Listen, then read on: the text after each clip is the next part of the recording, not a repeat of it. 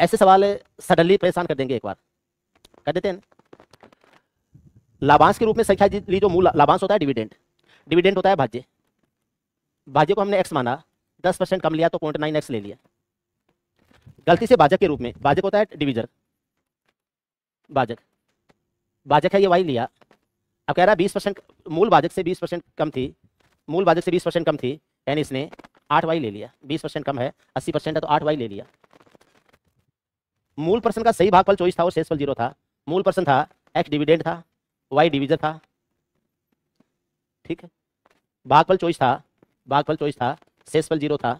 तो मैं ऐसे लिख सकता हूं y गुणा 24 बराबर x हो जाएगा, x बराबर 24y हो जाएगा, x की वैल्यू हो जाएगी 24y, ठीक है।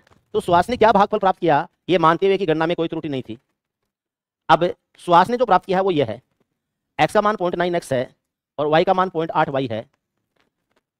तो आपको क्या करना है, ये तो है भाज्य और ये है भाजक। तो अगर मैं ये कहूं कि x अपॉन y है, ये आ जाएगा 24/1, x और y है वो 24/1 आ जाएगा। या मैं इस x को y के रूप में लिखूं तो x की जगह 24y लिख सकता हूं, तो यहाँ आ जाएगा 0.9 गुणा 24y आ जाएगा।